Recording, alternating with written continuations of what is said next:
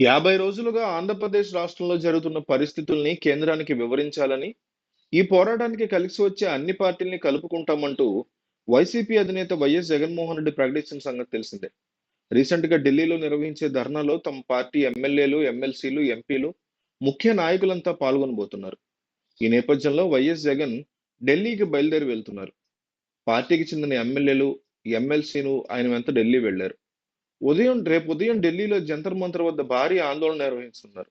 దీనికి అవసరమైన ఏర్పాట్లన్నీ ఇప్పటికే పూర్తి చేసుకున్నారని ప్రభుత్వ వర్గాలు చెప్తున్నాయి.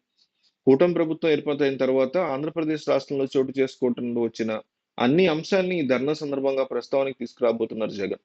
హత్యలు, చిన్నపిల్లల మీద అత్యాచారాలు, వైసీపీ సానుభూతి పరుల మీద దాడులు, వారి ఇళ్లను కూల్చేయడం వంటి ఘటన మీద ఫోటో ఎగ్జిబిషన్ సైతం ఏర్పాటు చేశారు. దీని తర్వాత రాష్ట్రపతి ద్రౌపది ముర్ము, ప్రధానమంత్రి నరేంద్ర మోడీ, కేంద్ర హోంమంత్రి అమిత్ షాల యొక్క కలిసే అవకాశం ఉన్నట్టు తెలుస్తోంది. వారి అపాయింట్మెంట్ లభించినట్టు చెప్తున్నారు. రాష్ట్రంలో చోటు చేసుకుంటున్న అవాంఛనీయ పరిస్థితుల్లో కూడిన వినతి పత్రాన్ని అందజేయబోతున్నారు. రాష్ట్రంలో రాష్ట్రపతి పాలన విధించాల్సిన అవసరం ఉందనే విషయాన్ని జగన్ వారికి వివరించనున్నారు. రాష్ట్రపతి పాలన విధించాల్సిన అవసరం ఉందంటూ ఇదివరకే ఆయన డిమాండ్ చేశారు. ఈ డిమాండ్ తోనే ఢిల్లీలో ఉద్యమిస్తానని చెప్పి ఇప్పుడు ఆయన అక్కడ కూడా డిమాండ్ చేయబోతున్నారు. ఆంధ్రప్రదేశ్ లో జరుగుతున్నటువంటి హత్యలు, దాడులు, హింసాత్మక ఘటనలు హాట్ టాపిక్ గా మారాయి. ఇవన్నీ రాజకీయ కక్షలే అని వైసీపీ ఆరోపిస్తోంది.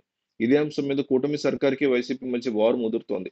ఎన్డీఏ కూటమి ప్రభుత్వం అధికారంలోకి వచ్చాక 36 రాజకీయ హత్యలు జరిగాయని వైసీపీ అధినేత జగన్మోహన్ రెడ్డి ఆరోపిస్తున్నారు. ఈ మేరకు హత్యలు, దాడుల మీద గవర్నర్ సైతం ఫిర్యాదు చేశారు. గతంలో ఎన్నడూ లేనంతగా రాష్ట్రంలో శాంతి భద్రతలు క్షీణించాయని ఆందోళన వ్యక్తం చేశారు. ఇటీవల వినుకొండలో జరిగిన రషీద్ అనే యువకుడి హత్య ఘటన, పొంగనూరులో ఎంపీ మిథున్ రెడ్డి మీద రాళ్ల దాడి, ఇతర సంఘటనలు జగన్ గవర్నర్కు వివరించారు. ఆయా ఘటనలకు సంబంధించిన ఫోటోలు, వీడియోలు కూడా గవర్నర్కు అందించారు.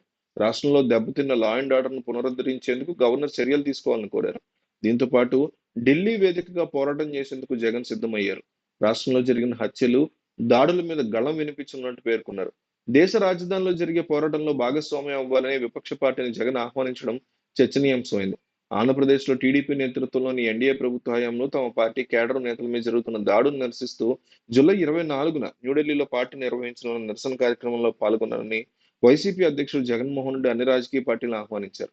దేశ రాజధానిలో నిరసన నిర్వహించడం ద్వారా గత 45 రోజుల్లో రాష్ట్రంలో విపత్కర పరిస్థితిని దేశం ముందు పెట్టాలని తాను అనుకుంటున్నట్టుగా చెప్తున్నారు. అయితే జగన్మోహన్ రెడ్డికి భారీ ఎత్తున ఢిల్లీలో సపోర్ట్ రాబోతోంది అని వైసీపీ అంటోంది.